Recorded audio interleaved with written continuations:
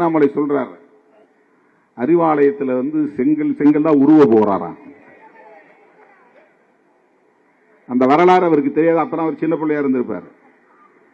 அறிவாலயம் உருவான வரலாறு அவருக்கு தெரியாது. பேச நேரம் இல்லை. நிறைய தலைவர்கள் இருக்கிறார்கள்.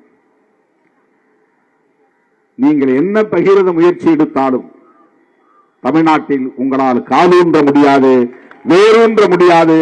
உங்கள் வாளை ஒட்ட நறுக்குவோம் என்பதை தெரிவித்துக் கொள்ள கடமைப்பட்டிருக்கிறோம். நீங்க எவ்வளவு பேரை ஏவிவிட்டாலும், பெரியாருக்கு எதிரான அரசியலை பேசினாலும் இந்த மண்ணில் உங்கள் அரசியல் ஒருபோதும் எடுபடாது.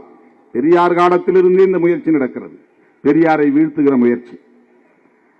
ஆனால் அது இங்கே எடுபடாது என்பதை தமிழ்நாட்டு மக்கள் உணர்த்தி கொண்டே இருக்கிறார்கள். ஈரோடு கிழக்கு சட்டமன்ற தொகுதி தேர்தல் முடிவும் அதை உணர்த்தி இருக்கிறது. இப்போ இந்தியா டுடே சர்வே சொல்லுகிறது, திமுக கூட்டணிக்கு கூடுதலாக 5% வாக்குகள் அதிகரித்திருக்கிறது. 3.5 ஆண்டு கால ஆட்சிக்கு மக்கள் அளித்திருக்கிற நற்சான்று இந்த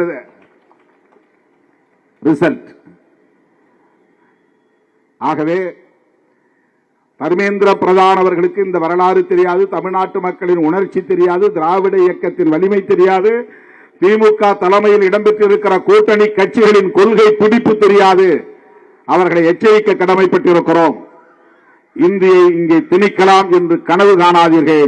உங்கள் கனவு ஒருபோதும் நனவாகாது என்பதை எடுத்துச் சொல்லி, PMC என்கிற பள்ளியை ஒருபோதும் திறக்க மாட்டோம், அடித்து சொல்லுகிறோம்.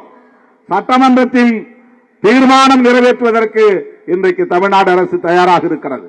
ஏற்கனவே நவோதயா பள்ளியை கொண்டு வந்த போது இதே உறுதிப்பாட்டோடு இருந்துதான் நவோதயா பள்ளியை திறக்க மாட்டோம் என்று அறிவிப்பு செய்து இன்றைக்கு இந்தியாவிலேயே கல்வி வளர்ச்சியில் தமிழ்நாடு முதலிடத்தில் இருக்கிறது.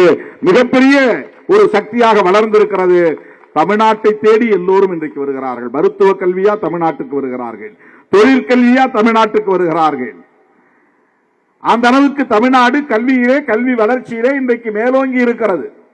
எனவே இந்தி படித்தவர்கள் தான் இன்றைக்கு தமிழ்நாட்டுக்கு வேலை தேடி வந்திருக்கிறார்கள். இந்தி படிக்காதவர்கள் வேலை கொடுக்கிறார்கள். வரலாறு இப்படி மாறி இருக்கிறது என்பதை நீங்கள் புரிந்து கொள்ள வேண்டும். உடனடியாக அந்த நிதியை நீங்கள் விடுவிக்க வேண்டும். கொடுக்க முடியாது என்றால் கொடுக்க வைப்போம். அந்த அளவுக்கு போராட்டம் இன்னும் தீவிரமடையும் என்பதை சொல்லி இந்த வாய்ப்புக்கு நன்றி கூறி முடிக்கிறேன். நன்றி, வணக்கம்.